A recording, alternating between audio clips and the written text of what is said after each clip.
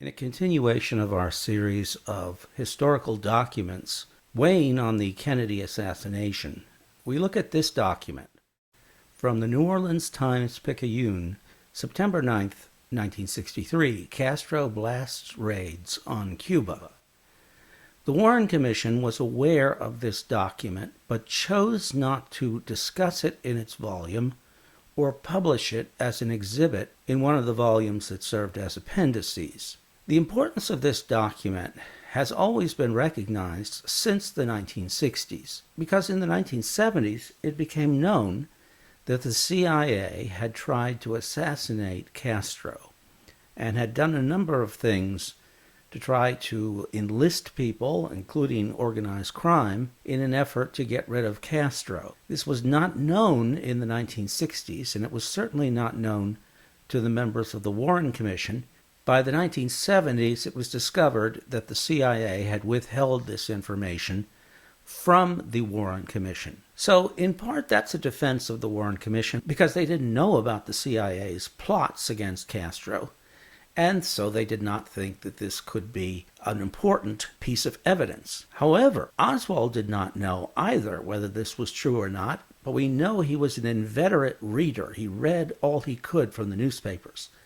And he was living in New Orleans at this time, so he may have seen this article. And the article is quite powerful because in the article, Castro says, "We are prepared to fight them and answer in kind," meaning the U.S. United States leaders should think if they are aiding terrorist plans to eliminate Cuban leaders, they themselves will not be safe. So this was the threat from Castro, and the Warren Commission recognized that Oswald might have seen it as a kind of marching orders for people like him to respond in kind by targeting U.S. leaders. And the possibility of recognizing this article and the possible influence it might have had on Oswald was discussed, and some of the staff wanted to discuss it, but they were vetoed by the lead attorney in the case, who said that there was no evidence that Oswald read this document, and therefore it should not be part of the record or part of the report. The problem with this argument was that the Warren Commission did publish reports that right-wingers in Dallas had circulated an advertisement in the Dallas Morning News, "Wanted John F. Kennedy," which provocatively accused Kennedy of bowing to the communists, and they had a wanted poster type of portrait of Kennedy as if he should be some kind of target. Well, the Warren Commission published this advertisement, even though there was no evidence that Oswald had seen that document either. And so people like Wesley Liebeler, who was one of the staff members, argued that this document from the New Orleans Times-Picayune should be published, but they were vetoed. Now, the significance of this document became even more heightened by the 1970s, when it was known that the CIA was attempting to assassinate Castro, that Castro may have known about this, and that he was sending some kind of message, or perhaps plotting with people like Oswald, or maybe Oswald himself, to get rid of Kennedy. And therefore, the significance of this document was suddenly recognized in the 1970s. During the 1970s, David Bellin, who was one of the staff members on the Warren Commission, became the head of the Rockefeller Commission investigating the CIA's plans against Castro in light of the Kennedy assassination, and in light of the discovery that the CIA was attempting to assassinate Castro. This particular document was released. It was at one time secret, as you can see, and it appears that the CIA sent this letter to David Bellin on April 15, 1975, providing its own analysis of what was significant about the Daniel Harker interview, that was reported by that newspaper article we just looked at. And the CIA went on to say that there can be no question from the facts surrounding the Castro appearance and his agreement to the interview that this event represented a more than ordinary attempt to get a message on the record in the United States. The CIA also recognized that Lee Harvey Oswald lived in New Orleans and that perhaps he read this article because he was himself an active reader of the newspapers. And here's that quotation that I just read. The CIA goes on to say that the New York Times did not have such an explicit reference to a threat to Kennedy as did the New Orleans Times-Picayune. The New Orleans paper accurately recorded the interview, but they placed special emphasis on the threat from Castro, and that was not always the case in papers around the country. And then here we see the recognition that since Oswald was an avid newspaper reader, he may have read this document. Well, it's worth adding that the CIA did not go out of its way to enlighten the Warren Commission on its activities in Cuba. In fact, the CIA was very reluctant in helping the Warren Commission with its work. It only answered questions that were directly presented to it and answered those questions as narrowly and minimally as possible. But now, supposedly, the CIA is coming clean, or at least giving more information. The CIA admits that there could be evidence of involvement by Moscow and Havana, but that evidence would be contained in archives in Havana and Moscow.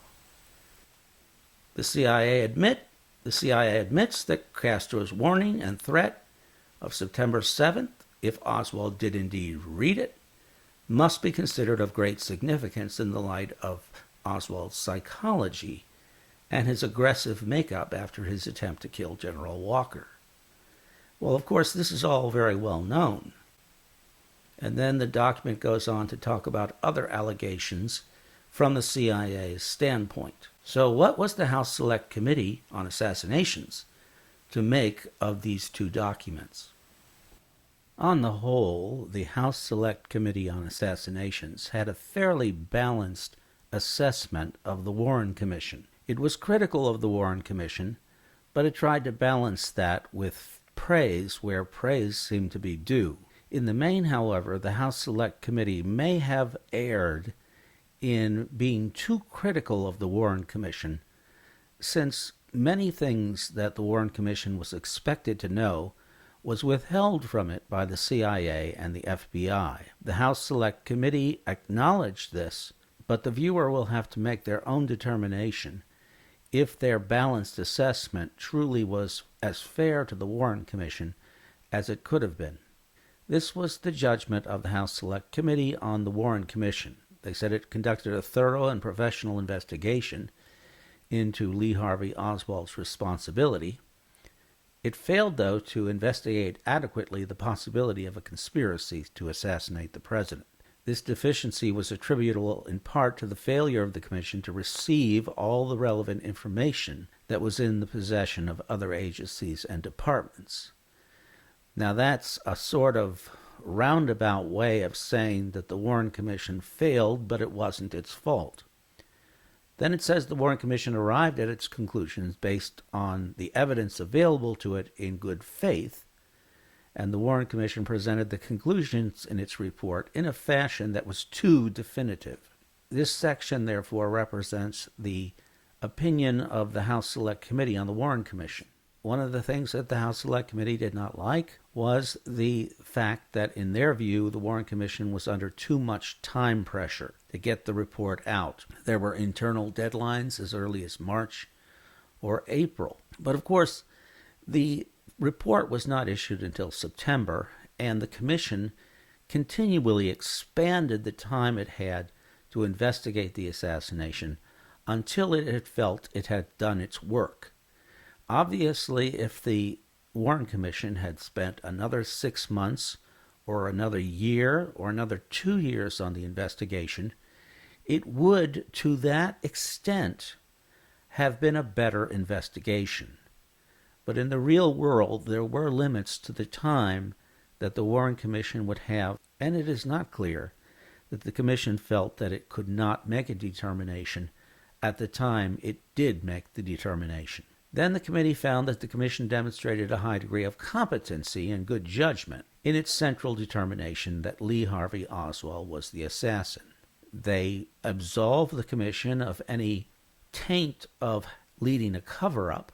The committee found that the Commission acted in good faith, and the mistakes it made were those of men doing their best under difficult circumstances. And they go on to say that it was a problem that the FBI and the CIA withheld information from the Commission, and of course that was the fault of the FBI and the CIA, but it resulted in the fact that the Warren Commission's investigation was not complete. There were also specific complaints that the Warren Commission staff did not specialize in criminal investigation. And even though it was a staff composed primarily of lawyers, they didn't take advantage of all the legal tools available to it, such as subpoena power and the like. The House Select Committee was particularly critical of the fact that the Warren Commission was too confident that it had the right answer to the questions of conspiracy. They did not like this passage in the Warren Report. No limitations have been placed on the Commission's inquiry. It has concluded its own investigation, and all government agencies have fully discharged their responsibility to cooperate with the Commission in its investigation.